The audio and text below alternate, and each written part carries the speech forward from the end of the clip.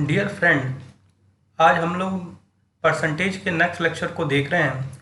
इसमें previous lecture के comparison में देखा जाए तो इसमें प्रॉब्लम में थोड़ी डेप्थ होगी। दूसरी चीज़, मैंने इस लेक्चर को प्रिपेयर करते वक्त कम से कम फॉर्मूले का यूज करना की कोशिश की है और आपको ज़्यादा से ज़्यादा शॉर्टकट बेसिस पे ये चैप्टर आपको पढ़ाने की कोशिश की है। एवं इस चैप्टर को पढ़ने के बाद आपको bank PO, SSC, UPSC, UPSI एवं लेखपाल के एग्जाम में बहुत ज़्यादा क्लियरिटी होगी और आप आसानी से क्वेश्चंस को हल कर पाएंगे। यदि आपको यह चैनल पसंद हो तो चैनल को ज़रूर सब्सक्राइब कर लीजिएगा एवं बेल के आइकन को ज़रूर प्रेस कर दीजिएगा। आइए स्टार्ट करते हैं चैप्टर को। देखिए, पहला क्वेश्चन है, इसमें कह रहा है 300 grams of sugar solution has 40% of sugar in it.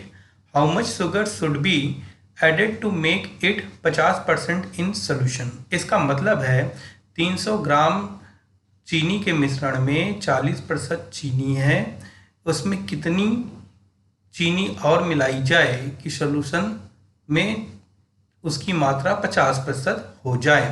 तो देखिए, हम इस तरीके के क्वेश्चन को सॉल्व कैसे करते हैं। देखिए, इस क्वेश्चन को आप 3 मेथड से सॉल्व कर सकते हैं, लेकिन हम यहाँ पे परसेंटेज में पढ़ रहे हैं तो सिर्फ परसेंटेज का मेथड देखेंगे। अदरवाइज मिश्रण में भी आप इसको 2 तरीके से सॉल्व कर सकते हैं। देखिए, इसमें जब इसको सॉल्व किया जाता है तो मैंने क्या किया है, मैं यहाँ पे आपको इसको एक टेबल के थ्रू बनाऊंगा। पहले यहाँ पे एक तरफ शुगर लिखा, एक वाटर लिखा। शुगर में देखिए, जो 300 ग्राम क्वांटिटी यानी टोटल सोल्यूशन जो है वो 300 ग्राम है, तो इसमें 40% शुगर है, तो 300 ग्राम का यदि 40% निकाल लेंगे तो 120 ग्राम हो जाएगा। फिर देखिए, सोल्यूशन तो अपने आप में कितने परसेंट होगा, 100%। तो 40% यदि आपका शुगर है तो उसमें 60% क्या रहा होगा, वाटर रहा होगा, यानी 180 ग्राम। अब कह रहा है कि कितनी चीनी और मिला दी जाए कि वो 50% हो जाए। तो एक बात समझिए, हमको ये 50% करना है, यानी जब शुगर की मात्रा बढ़ा दी जाए, यानी ये 40 से 50 करना है, तो इसमें जाहिर सी बात है चीनी मिलाई गई होगी।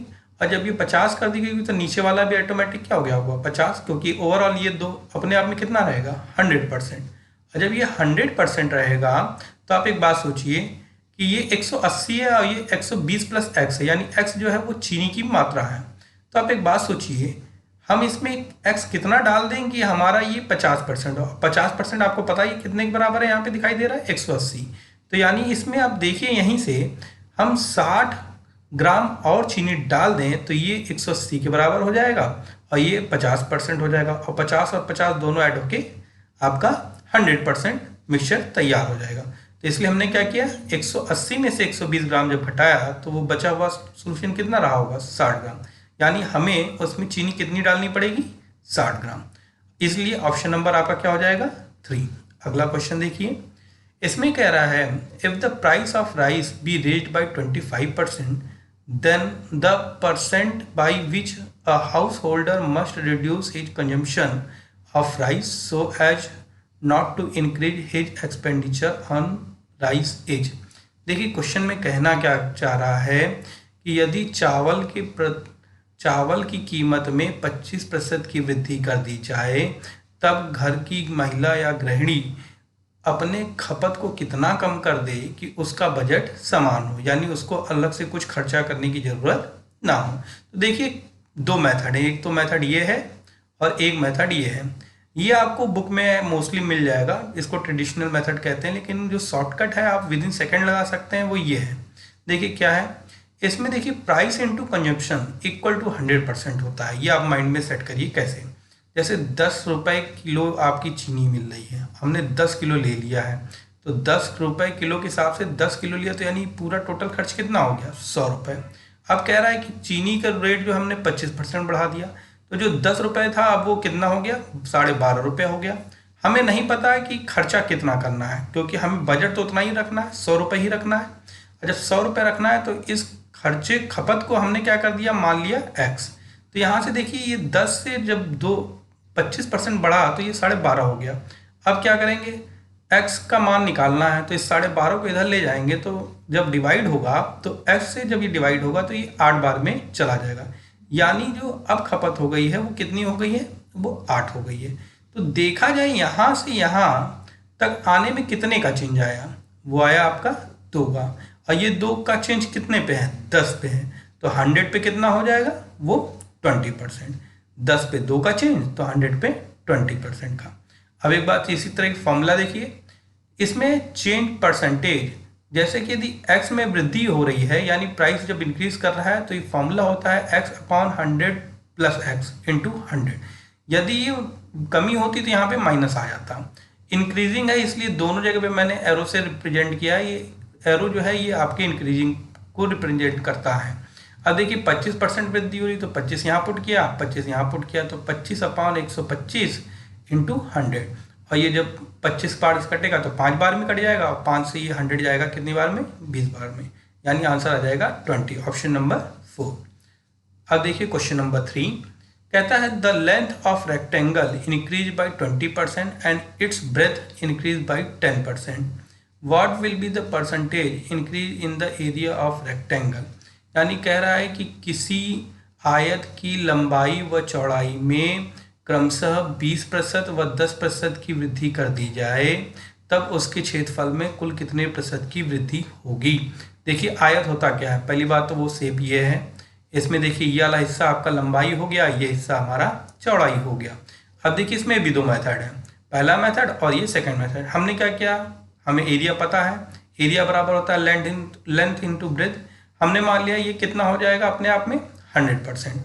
कैसे हो रहा है, मान लिया कि पहले शुरुआत में 10 लेंथ रही होगी 10 मीटर और ये 10 मीटर, तो ये अपने आप में कितना हो गया 100%। लेंथ अपने आप में 10 मीटर रही होगी और ये ब्रेथ अपने आप में 10 रही होगी।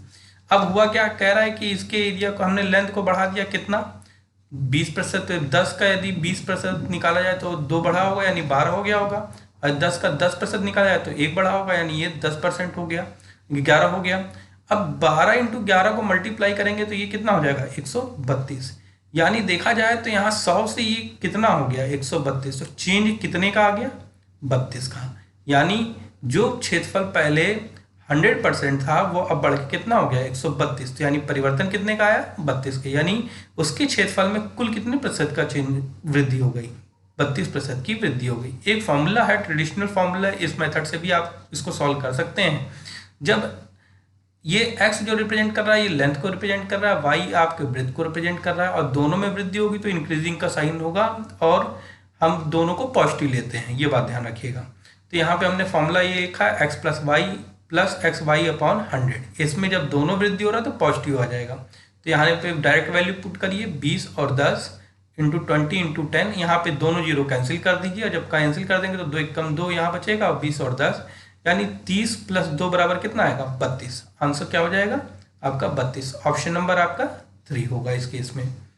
अगला क्वेश्चन देखिए, अगला क्वेश्चन कहता है सेम जो अभी हम प्रीवियस देख चुके हैं, 200 litre of mixture contain 50% water and rest of milk, the amount of milk that must be added so that resulting mixture contain 87.5% milk is.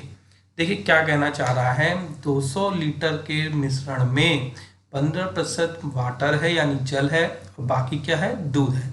तो कह रहा है कि उसमें और कितना हम उसमें दूध मिला दें कि दूध की प्रतिशत मात्रा जो हो 87.5 हो जाए। तो एक बात समझिए, इसको फिर से एक टेबल बना लेते हैं छोटा सा। हमने यहाँ जब टेबल बनाया, मैंने ये बात मैं आपको यहीं पे बताना भी चाहता हूँ कि इस क्वेश्चन को 3 मेथड्स लगा सकते हैं हम। मिश्रण से 2 मेथड्स लगा सकते हैं, और एक ये जो है प्रतिशत से। हम इसलिए यहाँ पे प्रतिशत पढ़ रहे हैं तो प्रतिशत से ही लगाएंगे। देखिए यहाँ जो टेबल बनाया जाता है, टेबल में हम करते क्या हैं, मिल्क और वाटर पहले एक तरफ लिखा। देखिए 15% वाटर रहा होगा तो मिक्सचर तो अपने आप में टोटल 100% रहा होगा, और जब 100% रहा होगा तो एक बात समझिए 15% वाटर है तो 85% क्या रहा होगा मिल्क रहा होगा। तो 200 लीटर का यदि 15% निकाले तो वो 30 आ गया, यानी 30 लीटर आपका क्या रहा होगा वो आपका वाटर रहा होगा, और 170 लीटर क्या रहा होगा आपका मिल्क रहा। अब हमने फिर इसको रेशियो के फॉर्म में लिख लिया या फ्रैक्शन के फॉर्म में लिखा इस टाइप से, 170 लीटर अपॉन 30 यानी 85/15। अब अगले क्वेश्चन में कह रहा है कि कितना हम उसमें दूध मिला दें कि ये परसेंटेज कितना हो जाए 87.5। देखिए प्रतिशत में मिक्सचर हमेशा अपने आप में कितना रहेगा 100%। यहाँ पे भी इन दोनों का ऐड देख लीजिए 100 होगा, इन दोनों का ऐड।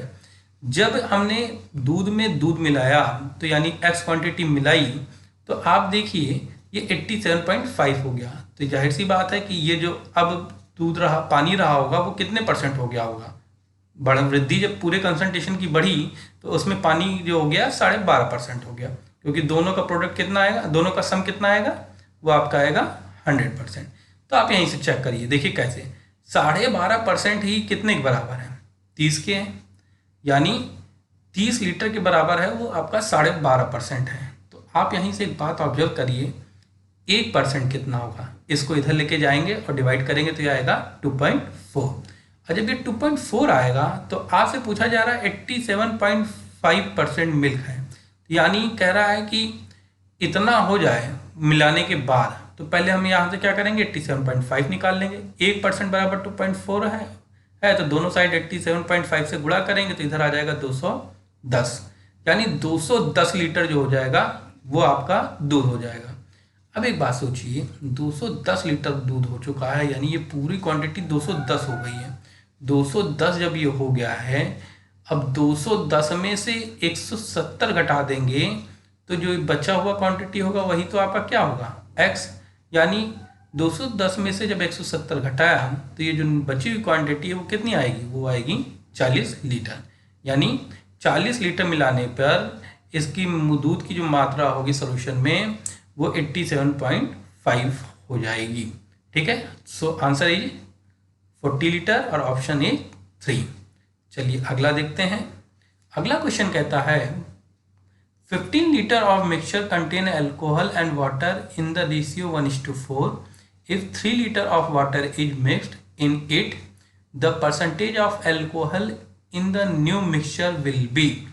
कह रहा है कि देखिए 15 लीटर का एक मिश्रण है जिसमें अल्कोहल और पानी का अनुपात 1:4 है। यदि 3 लीटर और पानी मिला दिया जाए तब अल्कोहल का प्रतिशत कितना होगा नए मिश्रण में। तो हम इसको फिर से एक टेबल बनाएंगे।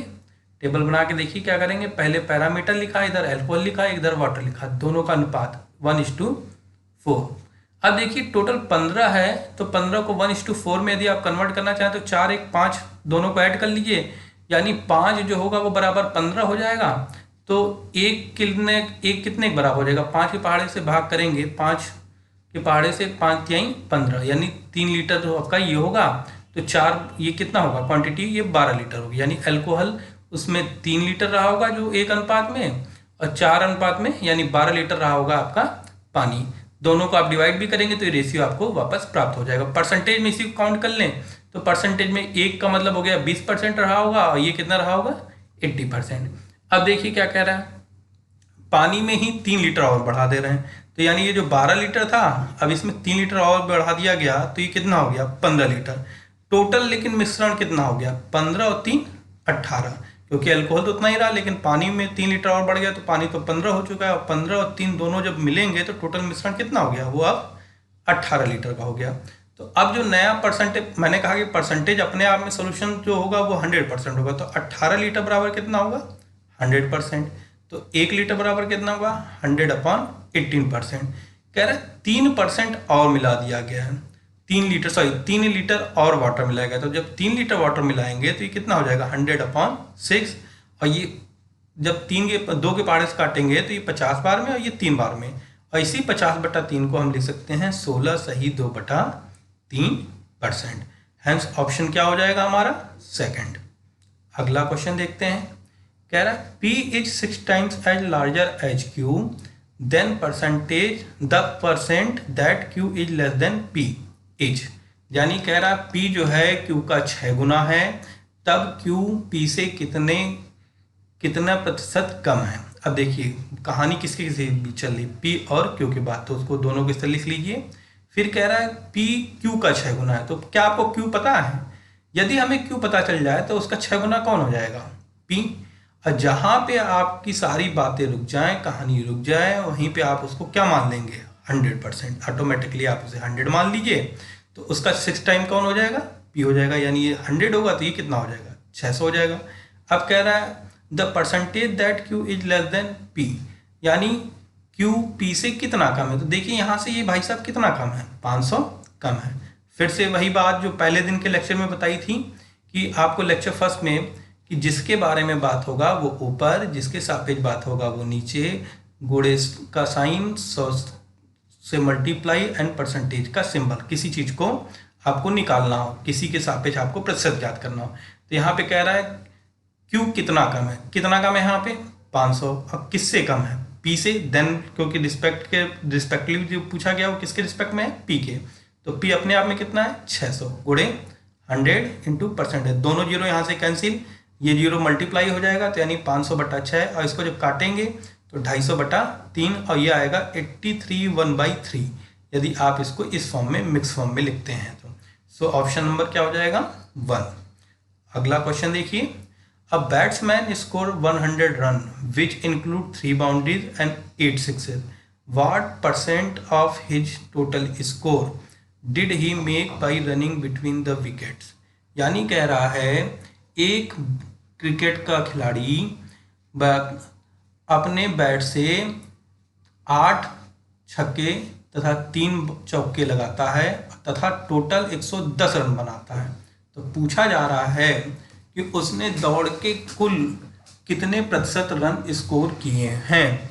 अब एक बात सोचिए, स्कोर, इसको फिर से टेबल बनाइए, स्कोर लिखिए, बाउंड्रीज लिखिए, सक्सेस लिखिए और रनिंग लिखिए। देखिए टोटल स्कोर दोनों साइड कितना है 110 ही है, बाउंड्रीज कितनी है 3 बाउंड्रीज है, और ये रन कितना हो गया होगा, ये रन तो 12 हो गया होगा, यानी 3 चौके 12, एक चौका जो पड़ा होगा वो 12 रन बनाया होगा। इन्होंने कहा 8 छक्के लगाए तो 8 छक्के 48 लगा दिया, तो इन दोनों को जोड़ा जाए तो ये कितना हो गया भैया, ये 50 है, यानी इसने देखा जाए तो 50 रन जो है दोनों ने सिर्फ दौड़ के बनाया है। और जब दोनों ने दौड़ के बनाया है तो आप एक बात समझिए, सॉरी, इन दोनों को देखा जाए तो यहाँ पे 12 और 48 देखा जाए तो 50 रन तो दौड़ के बनाया, 12 और 48 जोड़ोगे तो ये 60 जो आएगा, ये 60 जो आया है बाउंड्रीज से आया है और सिक्सेस से आया है। तो 60 और 50 दोनों जोड़ दिया जाए तो कितना आ जाएगा 110। तो अब कह रहा है कि दौड़ के कितने रन बनाए, तो दौड़ के कितने बनाए भाई 50 रन, जिसके बारे में बात होगी वो ऊपर, और जिसके सापेक्ष यानी टोटल रन के सापेक्ष कितना है 110, और प्रतिशत में बदलने के लिए 100 से गुणा और परसेंटेज का सिंबल रहता ही है, दो एक जीरो ये कैंसिल, एक जीरो ये कैंसिल, 500/11। इस पूरे को सॉल्व करेंगे तो ये आएगा 45 सही 5/11%, ऑप्शन नंबर 2। अब अगला क्वेश्चन देखिए, अगला क्वेश्चन इस तरीके से है, starting with 8000 worker the company increases the number of worker by 5%, 10% and 20% at the end of first, second and third year respectively. The number of worker in the fourth year was, देखिए क्या कह रहा है, किसी company में 8000 कार्यरत कर्मचारी हैं, उनमें पहले साल के आखिरी में 5% की वृद्धि, दूसरे साल के आखिरी में 10% की वृद्धि तथा तीसरे साल के आखिरी में 20% की वृद्धि कर दी जाती हो, तो चौथे साल कुल कितने कर्मचारी होंगे। तो देखिए इसका एक बहुत ही शॉर्टकट तरीका है, सीधे कर्मचारियों को लिख लीजिए, टोटल कितने हैं 8000। तो ये अपने आप में जो पहले 8000 रहे होंगे वो तो अपने आप में 100% रहे होंगे फर्स्ट ईयर, और जब एक साल बीता होगा तो उसमें कितने परसेंट की 5%, यानी 100% में 5% की वृद्धि हुई तो कितना हो जाएगा 105%। तो आप सीधे क्या करिए, 8000 का जब 105% निकालेंगे तो ये वैल्यू आ रही होगी 8400। फिर इसके बाद अगला जो है वो 10% की वृद्धि होगी, और जब 10% की वृद्धि होगी तो यानी कितना हो चुका होगा 110, यानी अब देखिए ये 8400 है, इसका अगला जो सेकेंड ईयर में ये, क्योंकि ये क्यों 10% हो जाएगा ये समझिए, जो पहले साल के बाद 8400 प्राप्त होगा ये अपने आप में कितना होगा 100%। अब फिर अब इसका अगले साल 10% की वृद्धि, तो यानी ये 100 से 10% बढ़ा तो टोटल कितना हो गया 110%। अब इसका डायरेक्ट निकालेंगे तो इसमें कुछ करना नहीं होता, सीधे 2 जीरो हटाइए और इनसे गुणा कर दीजिए 110 से। 84 को जब 110 से गुणा करेंगे तो 9240 मिलेगा तीसरे साल। अब तीसरे साल से चौथे साल पहुंचने में टोटल कितनी वृद्धि हो गई होगी 20%, लेकिन अब ये अपने आप में कितना होगा 100%। और जब ये 100% है तो इससे आपने 20% की वृद्धि की तो ये कितना हो गया 120%। तो आप इस दोनों को जब गुणा करेंगे तो यहाँ से ये जीरो कैंसिल, 940 को आप जब 924 को जब आप मल्टीप्लाई करेंगे 112 से, तब आपको टोटल प्रोडक्ट मिलेगा, वो आएगा 11,088। यानी आपका चौथे साल जो होगा वो रिजल्ट हो चुका होगा 11,088। हेंस चौथे साल टोटल एम्प्लॉइज कितने हो चुके होंगे? That company is 11,088। Hence option number 2 will is correct. So अब नेक्स्ट क्वेश्चन कहता है इन a motor of 120 machine parts, 5 parts were defective. In another motors of 80 machine parts, 10 parts are defective. For the two motors considered together, the percentage of defective machine part was. यानी एक बात कह रहा है कि एक कंपनी में machine के गाड़ियों के दो प्रकार से पार्ट खरीदे गए। एक पार्ट को उसने खरीदा संख्याओं में 120 और उसमें से 5% जो है खराब निकल गए। तो 5% जब खराब निकले तो 120 का 5% निकालेंगे, वो कितना आ जाएगा? वो आ जाएगा 6%। 12 पंजे 60 होता है और 2 जीरो कैंसिल हो जाएंगे तो ये सीधे 6 आ जाएगा। फिर दूसरे में कह रहा है दूसरा जो मोटर का पार्ट खरीदा है वो 80 क्वांटिटी में खरीदा गया है, क्वांटिटी 80 खरीदा गया, लेकिन वो 10% उसका क्या है? डिफेक्टिव है। तो 80 का 10% कितना हो जाएगा? सीधे 8। तो एक बात सोचिए, डिफेक्टिव 120 में से 6 डिफेक्टिव हैं, तो नॉन डिफेक्टिव कितने रहेंगे? 114। यहाँ पे 80 में से 8 डिफेक्टिव हैं, तो कितने नॉन डिफेक्टिव होंगे? 72। टोटल पार्ट्स कितने हो जाएंगे यदि देखा जाए तो यहाँ से 120 + 80 बराबर 200। यहाँ पे टोटल डिफेक्टिव कितने हो जाएंगे? 6 + 8 बराबर 14। और टोटल नॉन डिफेक्टिव कितने होंगे? 114 + 72 बराबर 186। देन फिर हमसे पूछा जा रहा है the percentage of defective machine parts watch. Percentage of defective machine parts watch क्या होगा ये अब समझना है। देखिए आपसे पूछा जा रहा है डिफेक्टिव मशीन पार्ट कितने, यानी खराब वाले जो हैं कुल मशीन के कितने प्रतिशत हैं। तो भाई कुल पार्ट्स के खराब तो टोटल 14 हैं, कुल कितने हैं? 200। जिसके बारे में बात होगी वो ऊपर, जिसके सापेक्ष बात होगी वो नीचे 100 से गुणा और परसेंटेज का साइन, दोनों जीरो कैंसिल, 2 के पहाड़े से कटेगा, ये आएगा 7%। Hence option number 1 is correct. फिर question number 10, a person loses 75% of his money in the first bet, 75% of the remaining in the second and 75 of the remaining in third bet and returning home with ₹2 only. His initial money was.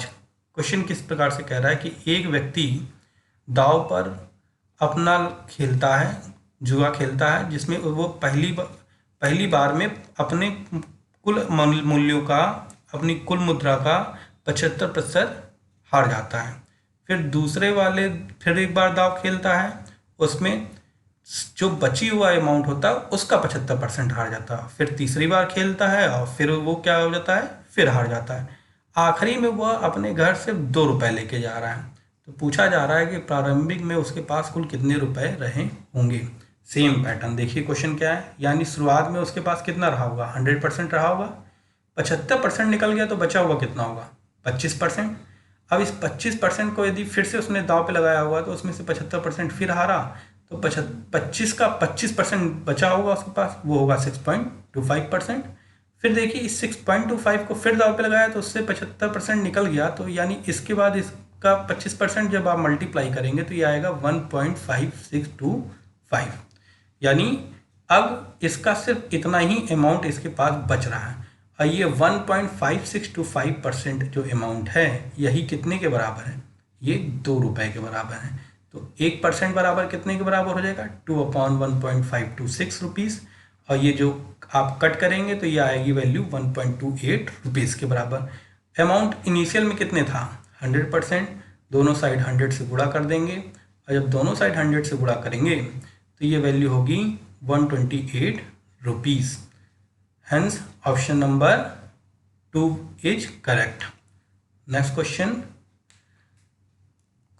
Question कहता है a man spend 15% of his income if his expenditure is ₹75, his income in rupees is 4 is अब देखिए क्या है, इस question को समझिए। कुछ इस तरीके से कह रहा है कि एक व्यक्ति अपने कुल आय का 15% खर्च कर देता है तथा वह जो अमाउंट होता है वो 75 रुपये के बराबर होता है।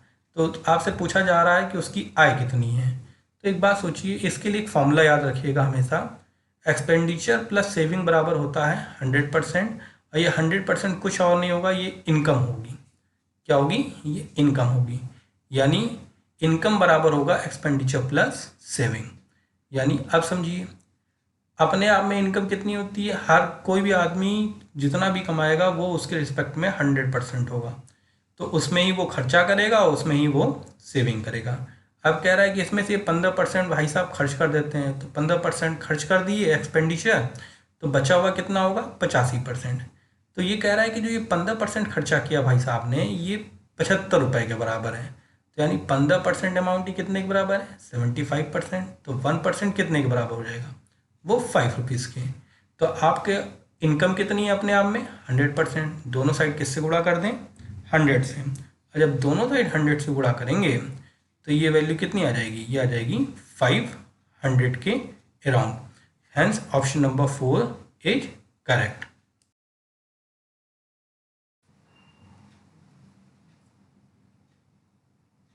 अब नेक्स्ट लेक्चर देखते हैं, नेक्स्ट क्वेश्चन देखते हैं। Question number 12। क्वेश्चन नंबर 12 कहता है the present population of a city is 1,80,000 if it increases at the rate of 10% per annum, its population after 2 year will be।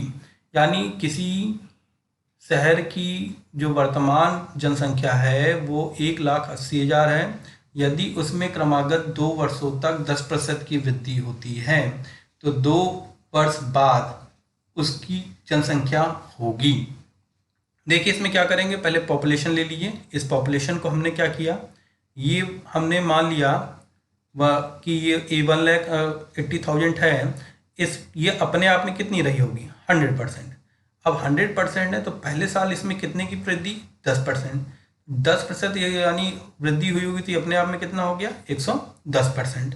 और जब 110% हो गया तो आप क्या करिए, सीधे 1,80,000 का 110% निकालेंगे तो 2 जीरो यहाँ से कैंसिल करके मल्टीप्लाई करेंगे तो ये आएगा 1,98,000।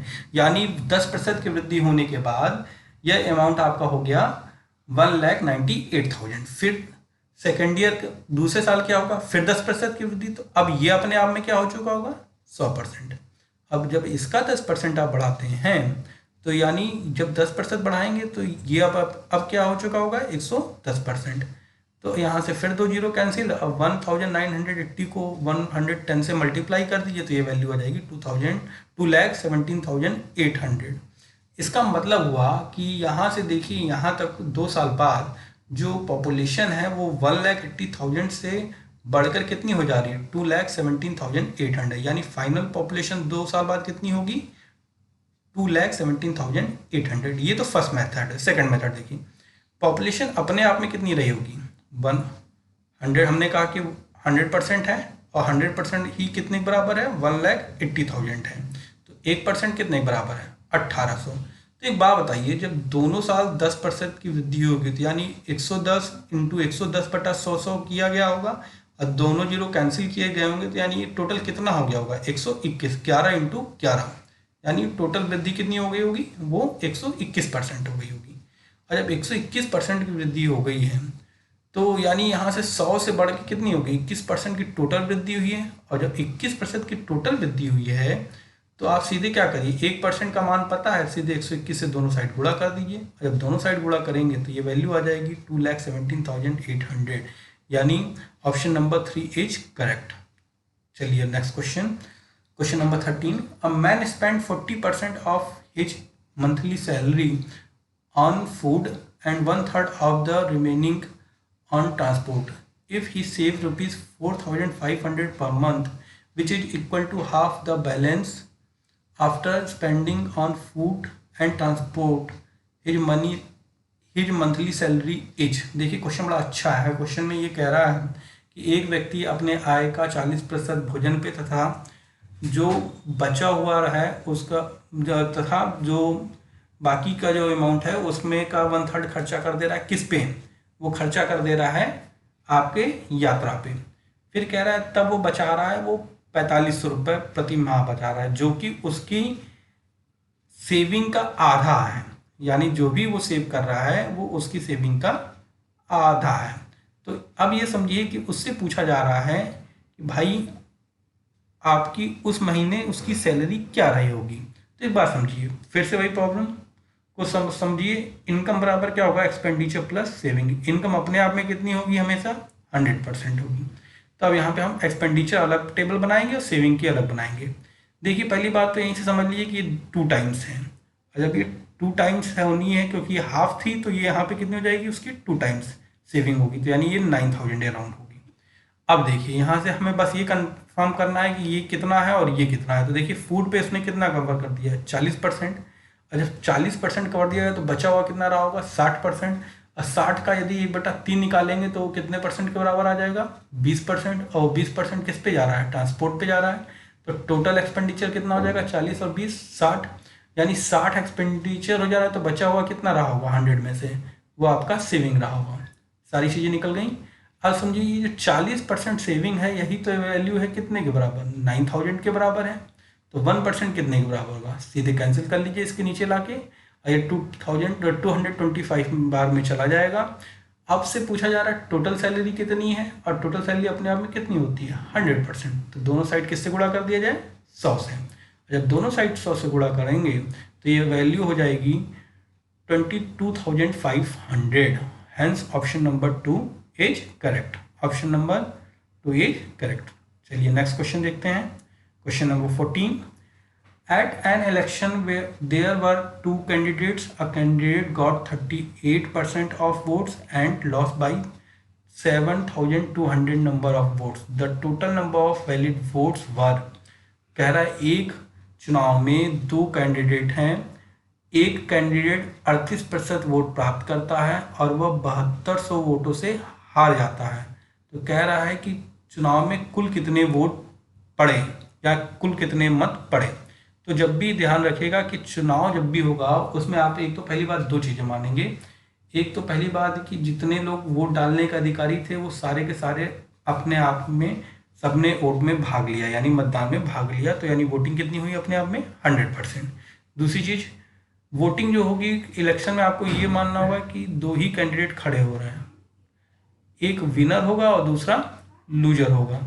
और जब एक विनर और दूसरा लूजर, तो इन्हीं दोनों के बीच में कंपटीशन होगा, तो ये टोटल कितने बराबर हो जाएगा, ये 100%। अब एक बात समझिए यहाँ से, अब हमें क्या करना है, हमसे कहा जा रहा है कि टोटल कुल कितने वोट प्राप्त हुए, यानी total number of valid votes हमें ज्ञात करना है, यानी कुल मतों की संख्या ज्ञात करनी। तो यहाँ समझिए 38% जो है वो प्राप्त करता है जो व्यक्ति हार रहा है। तो जीतने वाले ने कितना प्राप्त किया होगा, यदि 100 में से 38 घटा देंगे तो जीतने वाले कितना मिले होंगे, 62%। इतना तो निकालना है। और निकालने के बाद आपको बस एक काम करना है, जब यदि आपको दोनों जीतने वाले और हारने वाले के वोटों का अंतर दिया है, वो दिया है 7200, यानी ये 7200 वोटों से हार रहा है। तो यानी 7200 वोट विजेता को ज़्यादा मिले होंगे और 7200 वोट उपविजेता यानी जो हारने वाला व्यक्ति उसको कम मिले होंगे। तो दोनों के बीच का अंतर निकाल लीजिए, विनर डिफरेंस लूजर, वो कैसे निकलेगा। देखिए 62 में से 38 घटाएंगे तो ये आपका आएगा 24, यानी ये 24% वोट ही विजेता को ज़्यादा मिल रहा है और लूजर को कम मिल रहा है। और यही वोट का जो अंतर है वो कितने प्रतिशत के बराबर है, 24%। और ये 24% ही बराबर है कितने के, 7200 के। तो 1% बराबर कितना हो जाएगा, यहाँ से इसको डिवाइड ले जाके 24 को नीचे करिए तो ये 300 के बराबर आएगा। तो टोटल मतदान कितने परसेंट हुआ था, वो 100% हुआ था। तो दोनों साइड 100 से गुणा कर देंगे तो ये वैल्यू कितनी आ जाएगी, ये आ जाएगी 30,000। Hence option number 4 is correct. चलिए लास्ट क्वेश्चन देखते हैं। लास्ट क्वेश्चन कुछ इस तरीके से है। In an election there were only 2 candidates, one of the candidate secured 40% of votes and is defeated by the other candidate by 298 votes. The total number of votes polled is, same वही question कह रहा है कि किसी election में दो कैंडिडेटों ने भाग लिया, उसमें से एक जो है वो 40% वोट प्राप्त कर रहा है और वो हार जा रहा है 298 वोट से। तो पूछा जा रहा है कि पोल कितने यानी कुल कितने मतदान हुए, कुल कितने मतदान हुए। तो इसको इस तरह समझिए, फिर से वही बात, विनर और लूजर में ही वोट हुआ होगा, मतदान हुआ होगा, और ये टोटल मतदान कितना हुआ होगा 100%, यानी टोटल वोट हमने अपने आप से मान लिया 100%। अब देखिए इन्होंने कहा कि हारने वाला कैंडिडेट 40% प्राप्त कर रहा है। जब 40% प्राप्त कर रहा है तो 100 में से 40 घटाएंगे तो जीतने वाला कितना प्राप्त कर रहा होगा, वो 60 प्राप्त कर रहा है। फिर हमारा दूसरा काम क्या होगा, जब दोनों के वोटों का अंतर दिया गया यानी 290 वोट 98 वोट जो है वो आपको विजेता को ज़्यादा मिलना है और हारने वाले को कम मिलना है, तो ये दोनों के वोट का अंतर है। तो यानी यहाँ से दोनों के परसेंटेज का डिफरेंस निकाला जाए तो 20% होगा, और ये 20% ही कितने के बराबर होगा 298 के। तो 1% बराबर कितना हो जाएगा 14.9।